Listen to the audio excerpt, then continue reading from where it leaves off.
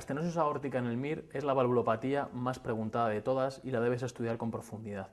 Nos preguntan generalmente un caso clínico como el de la pregunta para que reconozcamos su diagnóstico o bien cuándo decidir una actitud quirúrgica. Piensa que la estenosis aórtica es una patología que se tolera muy bien a lo largo del tiempo y que no hay que hacer nada hasta que aparecen los síntomas. Cuando aparecen síntomas el pronóstico es muy malo. Tienes que recordar los 3 síntomas capitales de la estenosis aórtica severa cuando da síntomas. El primero de todos en aparecer es la angina. Es una angina que típicamente es de esfuerzo.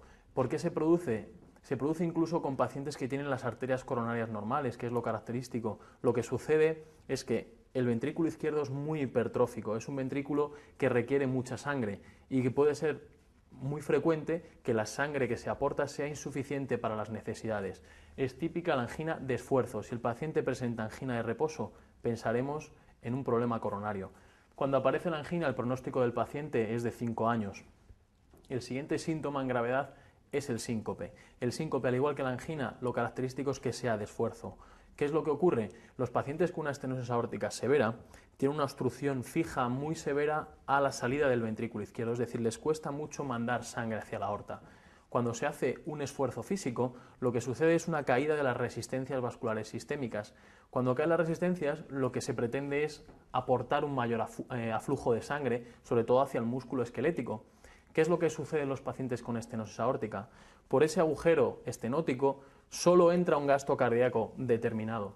Así, si nuestro paciente hace algún esfuerzo, lo que va a suceder es que con esa vasodilatación no se le corresponde un aumento del gasto, hay hipoperfusión cerebral y el paciente se sincopa.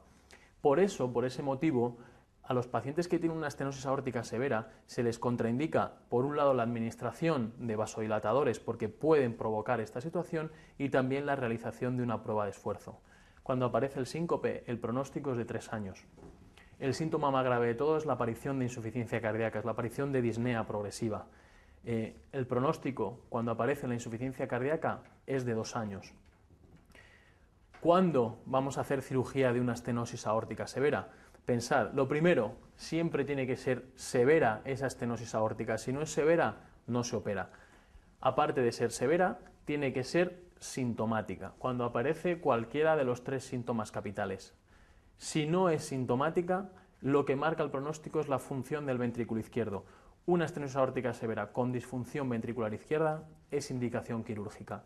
Y no podéis olvidar el caso especial de los niños y los adolescentes, que a pesar de que sea asintomática y bien no haya disfunción ventricular izquierda, una estenosis aórtica severa debe ser operada porque tienen mayor riesgo de muerte súbita. Por último, es muy importante que aprendas a reconocer la auscultación típica de la estenosis aórtica severa. Este esquema, el que tenéis en el manual, es muy sencillo de reconocer, pero tenéis que razonar por qué sucede.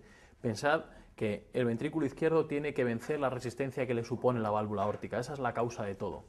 Así pues, en el ciclo cardíaco comienza la sístole, se cierra la válvula mitral y la válvula tricúspide y se produce el primer ruido.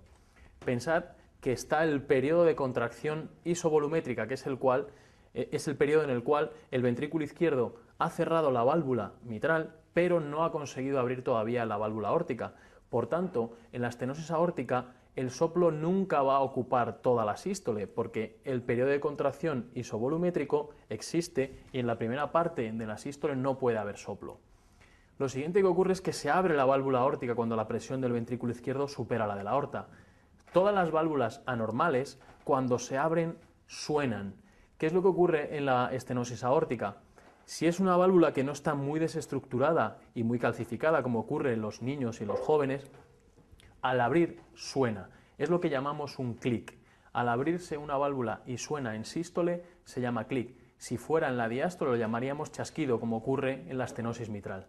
Una vez que se ha abierto la válvula aórtica, se establece el gradiente y empieza el soplo. El soplo característicamente es romboidal. ¿Qué significa romboidal? Pues el ventrículo izquierdo, según avanza su sístole, va aumentando su presión y por tanto va aumentando el gradiente, y a medida que avanza la sístole la intensidad del soplo es mayor. Hasta que la sístole va acabando, el ventrículo izquierdo pierde fuerza y la intensidad del soplo disminuye. ¿Qué es importante que recordéis?